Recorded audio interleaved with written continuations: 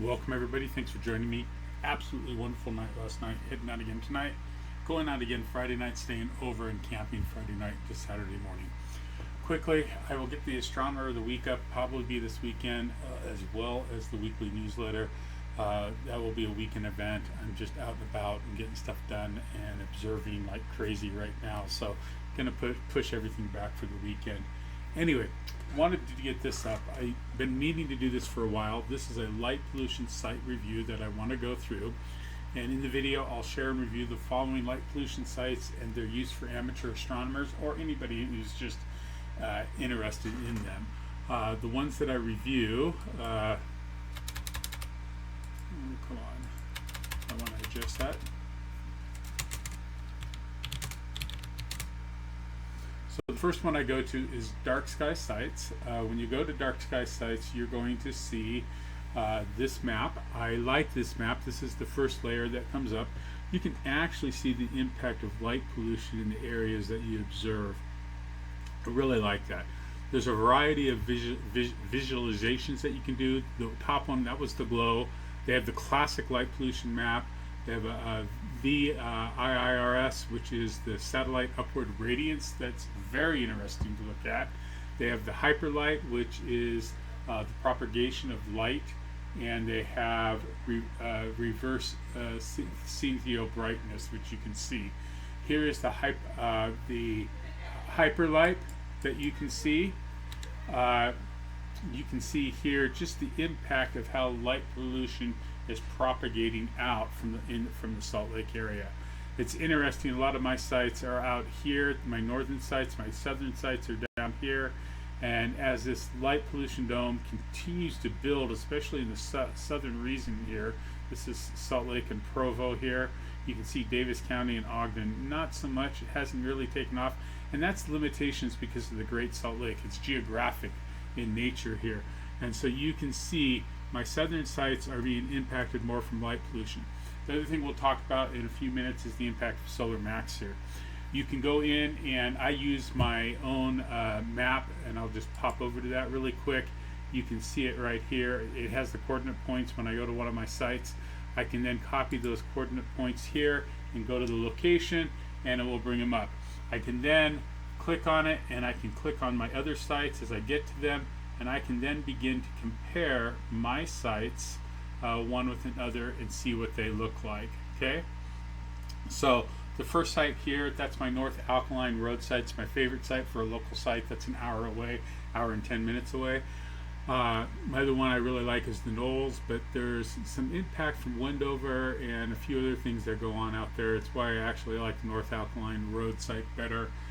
You can see this is out north of where Shane and I observed in the Cedar Mountains.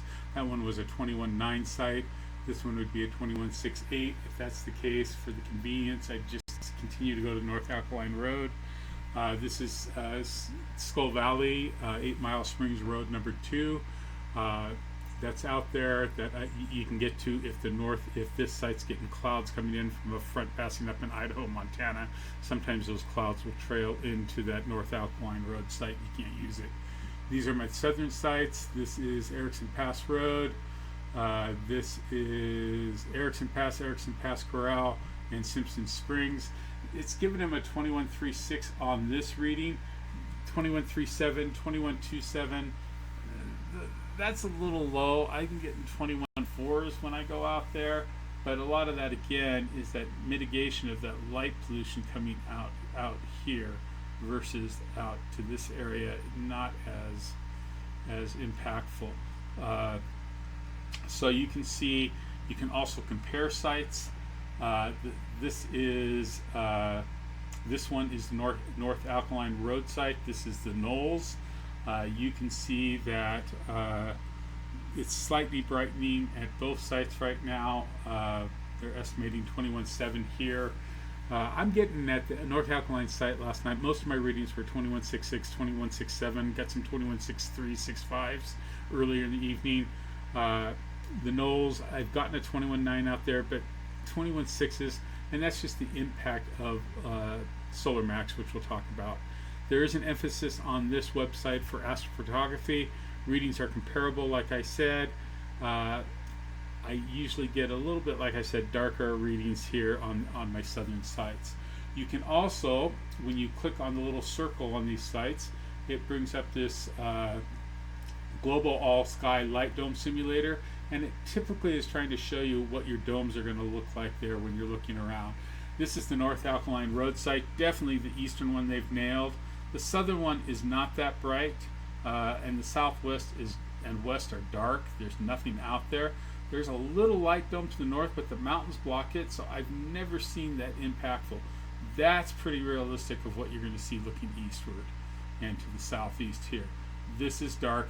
You can see the cars traveling on I-80 way down in the distance, 10, 15 miles down, 12 miles down. Their lights are not coming at you. They're going east to west, and you're looking down on them from the southern viewpoint. You can just see the cars going down there, and there's a little light dome from Argonite that's up there, but it does not propagate that far into the sky. And I think that's what they're trying to simulate there. I would make it much smaller here, maybe about like that. So just realize you need to know your own areas, your own sites, and like I said, just kind of reviewed here what we do. It also shows you the trend in brightness, so you can see it's predicting that it's slightly brightening over time. That has to be the impact of solar max, and so and you can use the layers and determine the impact of light pollution. I like that site. I use that site. I frequent it. I find that it's pretty realistic, pretty darn close to what I see out there. So that's probably number one. Number two, the DLorenz map. Here's a link to it. It goes by colors. On this map, I can actually click, like I have here on the North Alkaline Road site. It gives me an LP zone, which is 2A, and I'll show you what that is. An LP and light pollution index, which you can click on and see that. Here's your MPass reading 2183, a little darker because he's measuring straight up brightness, and then why he doesn't use the Bortle scale. And I'm just going to get off on that. You're going to see that again and again. I cannot, and I will not condone putting an MPass reading with a Bortle reading. They're incompatible in my book. They just don't work. My Bortle 2 can be somebody else's Bortle 1. My Bortle 3 really is probably a Bortle 1 if you live on the East Coast. And so also conditions and light domes and all that, and it's all open for interpretation on the Bortle scale. I just prefer using the mag arc second measurements here. So I think that gives me at least a base of what I can begin to look at. If I know my climate, my weather, local weather conditions, I know, for example, here the deserts in the summer are going to get a lot of dust and haze, so that's going to impact transparency and other factors that go into what I'm observing. The mountains in the summer are where to go. They're cooler. You're up out of the dust, and you just get the transparency is fantastic up in the Uintas and Wasatch in the summer. So I tend to want to go up to the mountains in the summer. Anyway, the deserts are great fall, winter, spring, and in the winter the desert is just absolutely beautiful to go and observe. But anyway, just you can go here, and again, this is clicking on the North Alkaline Road site. Here's my latitude and longitude.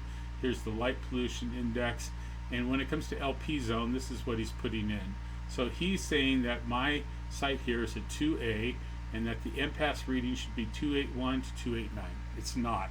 I got it mainly 21.66 last night. I got 121.82 reading last night, I believe it was, and that was just a one-off. Most of the readings were between 21.63 to 21.67, just depending. Earlier in the evening, the lower 21.6.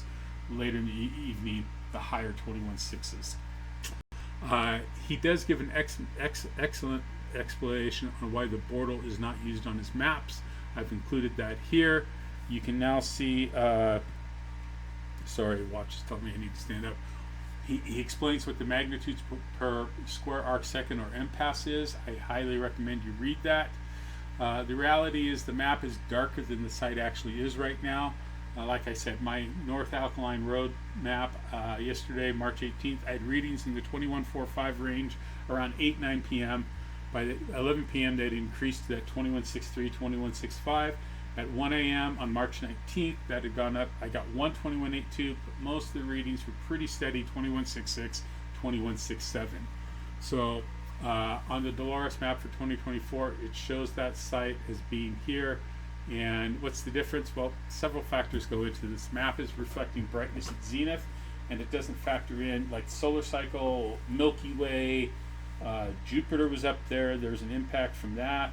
A lot of things.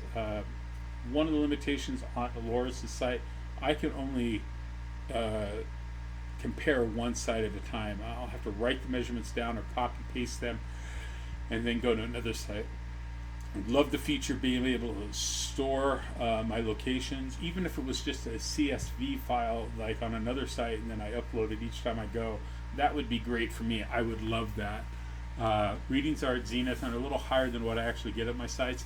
His map is probably the second map that I go to. It's the one I've used the most in my time. I like it. There's some limitations to it. I want to talk about solar cycle. So solar cycle currently is at solar max right now. It peaked according to NASA in October of 2024. We're on the other side of that peak, but we're still well within the maximum plateau. We could also see a double peak later this year, they're predicting. We'll see if that actually happens. But we won't know that until after the data comes in. What does it mean for MPAS readings on the SQM or SQML meter? The site on North Hackline Road site, currently in the past, it's solar minimum 21.7 to 21.8 readings.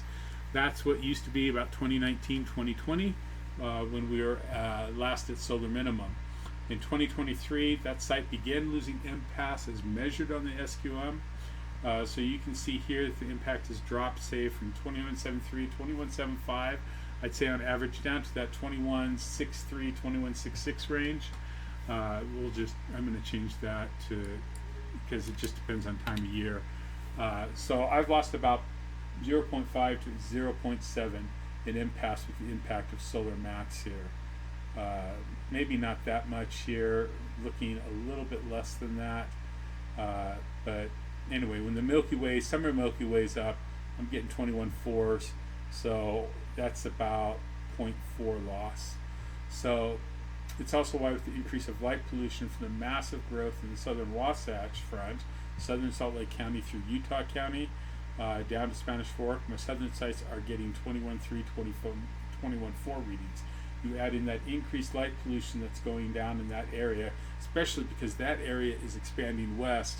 The northern area can't, because you got this great body of lake called the Great Salt Lake for now, if it doesn't dry up, that stops all that development from coming west. Down here you got Utah Lake, but there's a whole area west of Utah Lake that's just being crazily developed, and that LP is now coming into some of my southern observing sites. So anyway, you can see my takeaway is that my southern observing sites, though dark, have been more heavily impacted by the growth in Utah County. And you can see here's the Great Salt Lake up here.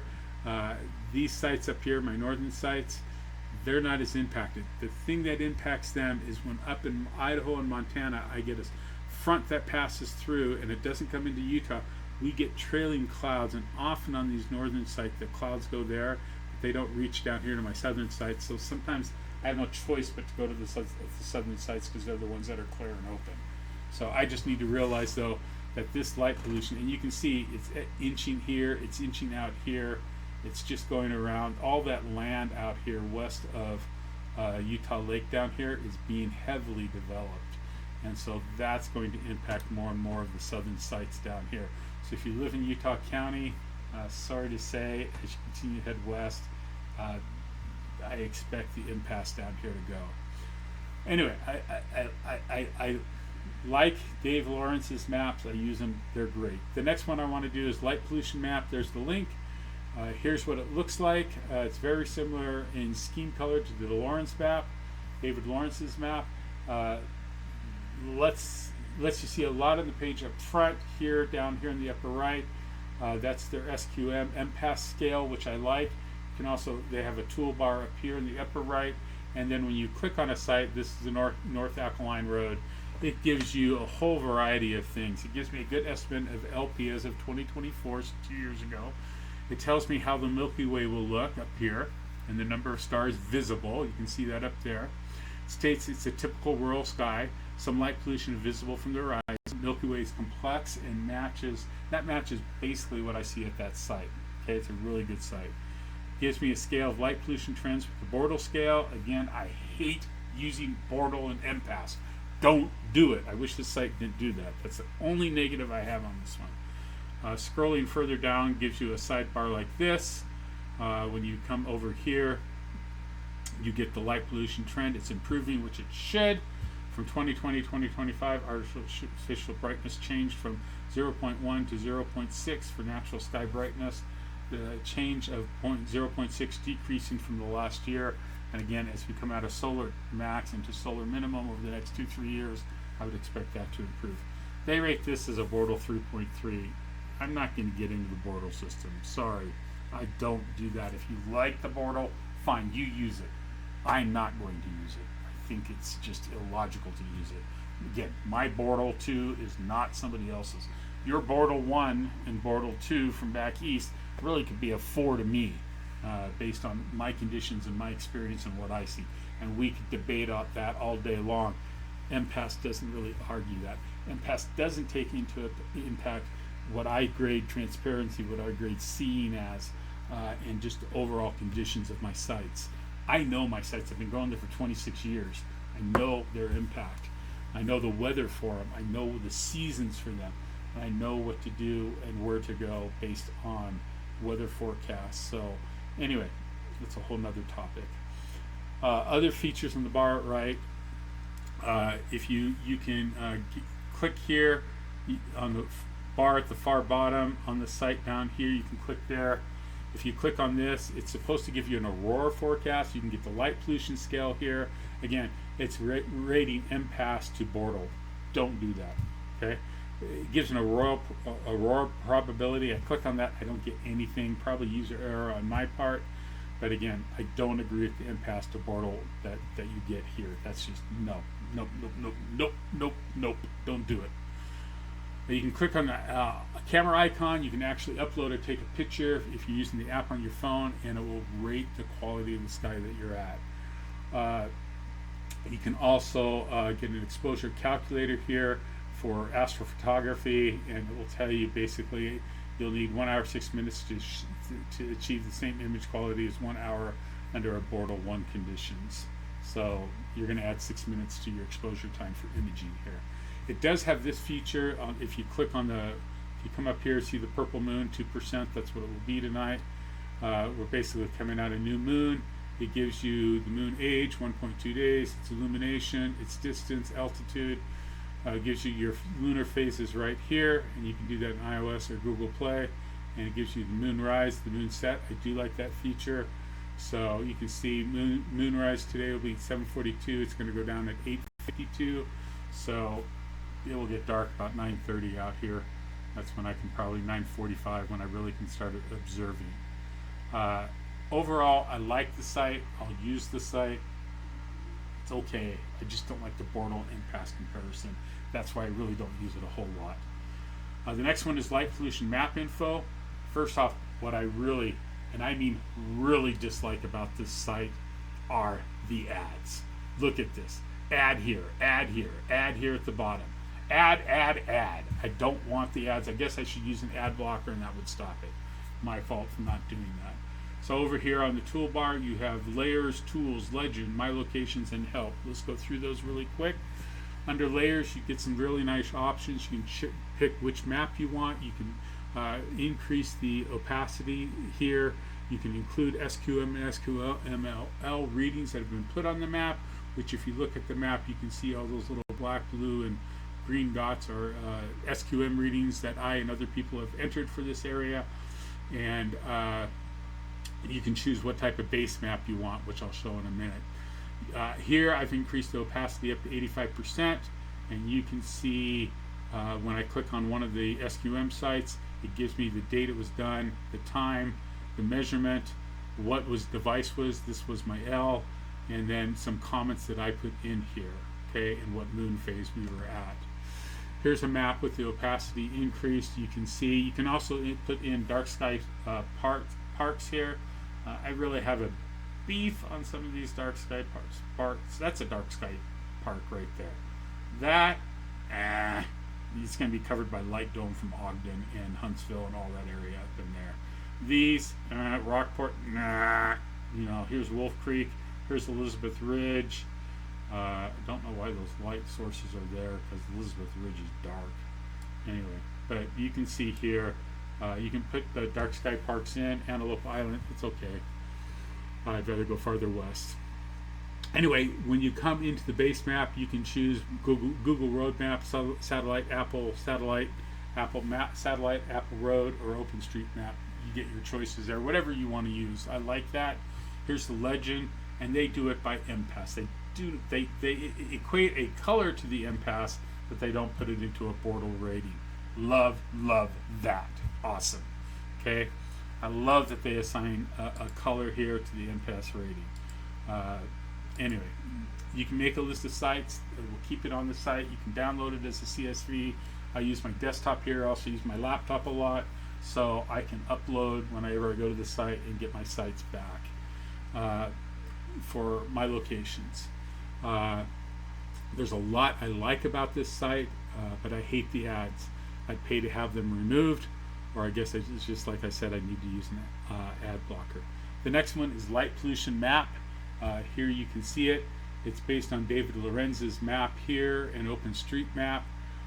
Again, I hate the ad. I can click the button there and it disappears. It's just a pain in the rear to do it. I'm looking at the bottom right corner, and it gives credit to David Lorenz, because they're using his map here.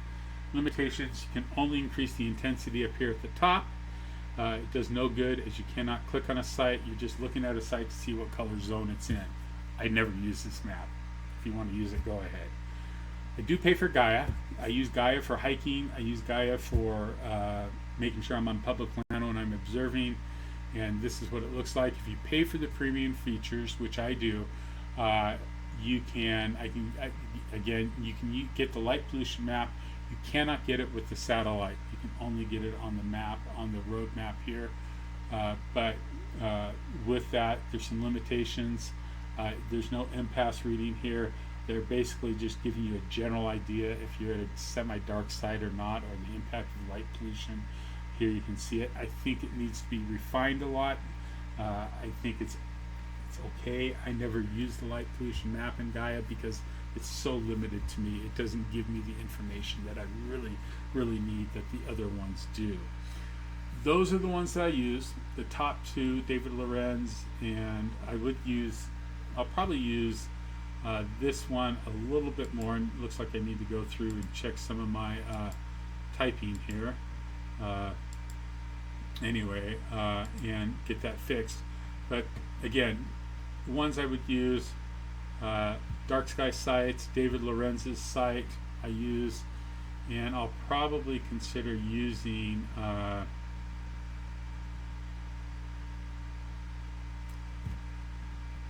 the light pollution map here with the SQM readings, the LightPollutionMapInfo map.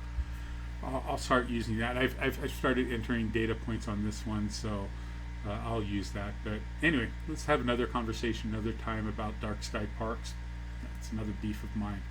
But anyway, I hope you have clear skies. I hope you're able to get out and enjoy them. I am. We'll catch you soon. We'll get updated this weekend with everything. And thanks for your patience. And again, thanks to Andy for being a contributing member. It just shows that he appreciates the site and what we're doing here. Thank you for all those that are members. Appreciate that you find value in this, and hope you continue to find value in what we do here. And we'll catch you next time. Clear skies to you. Get out and enjoy this short waxing crescent night. Get first quarter coming up on Tuesday. Start doing some lunar observations then. Have a great one. We'll catch you later.